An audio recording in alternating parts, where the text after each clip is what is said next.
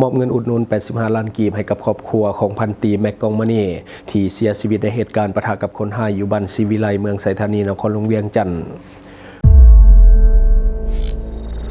Time to share ดีพลัสผลิตภัณฑ์ปกป้องตับจากเครื่องดื่มแอลกอฮอล์สวัสดีท่านผู้ชมกลับมาพบกับรายการทำทูแซสำหรับพวกข่าวที่เราอยากจะนำเสนอในมื้อนี้ก็ถือว่าเป็นข่าวที่หลายคนน่าจะได้เห็นแล้วเพราะว่าแฟนเพจต่างๆก็เอาลงไปแล้วก็คือเรื่องของการมอบเงินอุดหนุนจำนวน85 ล้านกีบให้กับครอบครัวของพันตรีแม็กกองมณีที่ว่าได้เสียชีวิตในการเข้าไปควบคุมและก็จับกุมคนไทยที่ปะทะกันอยู่บ้านศิวิไลเมืองไสธานีนครหลวงเวียงจันทน์ซึ่งว่าเหตุการณ์เกิดขึ้นที่มีการมอบเงินก็คือในวันที่30 ตุลาปี 2025ก็คือกองบัญชาการปกส.เมืองไสธานีนครหลวงเวียงจันทน์ได้จัดพิธีมอบเงินอุดหนุนเสียชีวิตให้แก่ครอบครัวของสหายพันตรีแม็กกองมณีอดีตนายตำรวจสังกัดอยู่ห้องการปกส.บริการประชาชนกลุ่มศิวิไลปกส.เมืองไสธานีที่ได้เสียชีวิตในการปฏิบัติหน้าที่ในครั้งวันที่4 มิถุนายนปี 2025อยู่บ้านศิวิไลเมืองไสธานีนครหลวงเวียงจันทน์เหตุหน้าที่มอบโดยพันโทเวียงคำจันทวงศาหัวหน้ากองบัญชาการปกส.เมืองไสธานีและก็หับโดยทานนางสมใจกองมณีผู้ที่ว่าเป็นแม่ของสหายพันตรีแม็กกองมณีผู้ที่ว่าเสียชีวิตโดยมีหัวหน้าโครงการและก็ญาติพี่น้องที่เกี่ยวข้องเข้าร่วมทานพันโทเวียงคำจันทวงศากล่าวว่าสหายพันตรีแม็กกองมณีอดีตนายตำรวจสังกัดอยู่ห้องการปกส.บริการประชาชนกลุ่มศิวิไลแม้นผู้ที่ว่ามีคุณงามความดีและก็เป็นบุคคลที่มีความเสียสละสูงต่อกับการปฏิบัติหน้าที่วิสาสะเพาะในการปกป้องสิทธิผลประโยชน์ของประเทศชาติก็คือชาวเมืองไสธานี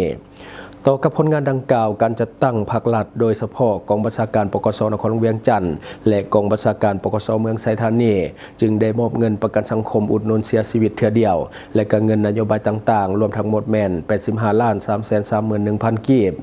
ให้แก่ครอบครัวของพนักงานผู้เสียชีวิตซึ่งผลงานคุณงามความดีของสหายพันตรีแม็กกองมณีจะถูกบันทึกไว้ในปึมประวัติศาสตร์ของกองบัญชาการปกส.เมืองไสธานีต่อไปท่านางสมใจกองมณีแม่ของผู้เสียชีวิตได้กล่าวแสดงความกตัญญูรู้บุญคุณและก็ขอบใจอย่างสูงมายังการจัดตั้งพรรครัฐก็คือกองบัญชาการปกส.เมืองไสธานีที่เยี่ยมยามขออภัยที่ยามใดก็ให้ความเป็นห่วงเป็นใยและให้ความช่วยเหลือทางด้านวัตถุเงินคำตลอดมาอันนี้ก็คือเรื่องราวที่เกิดขึ้นสิว่าเรื่องดีกับบ่แม่นเรื่องดีเนาะเพราะว่าเกิดความเสียหายในมาก่อนแต่ว่าตอนนี้ก็คือภาครัฐหรือว่าองค์การจัดตั้งที่เกี่ยวข้องเพิ่นก็ได้มาสมทบในเรื่องของการเอาเงินเรื่องของประกันสังคมมามอบให้กับครอบครัวอีกครั้งหนึ่งหลังจากที่ก่อนหน้านี้ก็มีการช่วยเหลือตลอดมาบัดนี้เราไปย้อนเบิ่งเหตุการณ์ที่ว่าเคยเกิดขึ้นและก็กลายเป็นข่าวดังในบ้านเฮาในช่วงที่ผ่านมาก็คือผู้ละตั้งแต่เกือบว่ากลางปีที่ผ่านมาเนาะก็คือเหตุการณ์มันเกิดขึ้นในเดือน6ก็คือตอนนั้นนี่เป็นข่าวใหญ่เพราะว่าเหตุการณ์ปะทะกันอยู่กลางเมืองเวียงจันทน์ก็ถือว่าสังคมให้ความสนใจและก็ให้การติดตามเรื่องของข่าวนี้เพราะว่าตอนนั้นก็ถือว่าใช้เวลาอยู่ประมาณ 2-3 วันในการจับกุมคนให้ย้อนเหตุการณ์คืนก็คือมันเกิดขึ้นในกลางคืนของวันที่4 เดือน 6 ปี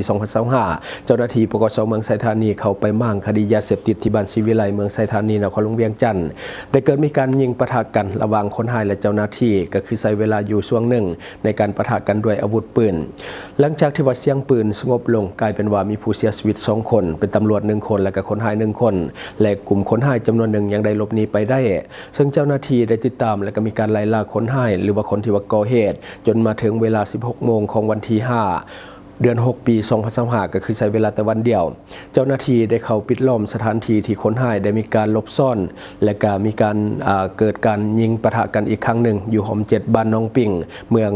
จันทบุรีนครหลวงเวียงจันทน์และก็ใช้เวลาบ่นานเจ้าหน้าที่ชุดจับกุมสามารถที่จะควบคุมสถานการณ์ไว้ได้และสามารถที่จะเข้าไปจับกุมคนหายได้ทั้งหมดในเวลาบ่นานเนาะอันนี้ก็คือเรื่องราวที่มันเกิดขึ้นในตอนนั้นที่ว่าเป็นต้นเหตุให้สหายแม็กกองมณีเสียชีวิตจากเหตุการณ์ดังกล่าวและกลายเป็นข่าวโด่งดังซึ่งสังคมก็ติดตามและก็ให้กำลังใจเจ้าหน้าที่ในการควบคุมหรือว่าจับกุมคนให้ตอนนั้นถือว่าเป็นข่าวใหญ่และก็ Talk of the Town เนาะเป็นเหตุที่ปะทะกันด้วยอาวุธปืน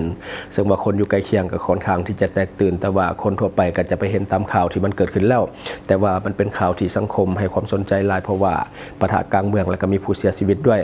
หลังจากนั้นมาฮอดวันที่7 เดือน 6 ปี 2025ก็เป็นมื้อที่จะเป็นพิธีเรื่องของงานชาปนกิจศพ อย่างสมเกียรติให้กับเจ้าหน้าที่ที่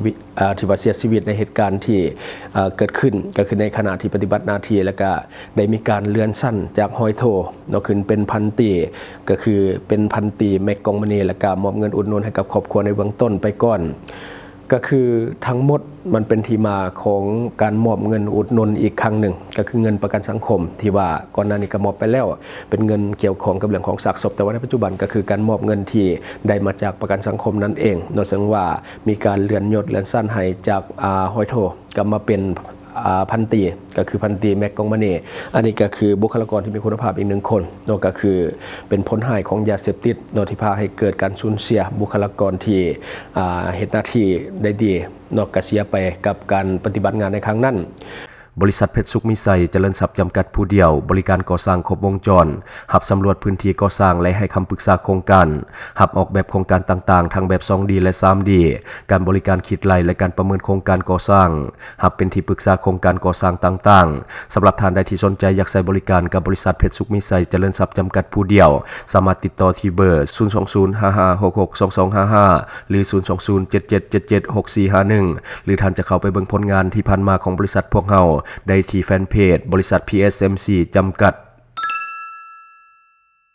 อยู่เมืองลาวใช้แต่เงินกีบลาวและส่งเสริมผลิตภัณฑ์ภายในเพื่อลดพรการนำเข้าสินค้าและแก้ปัญหาเงินตา Subscribe for more video.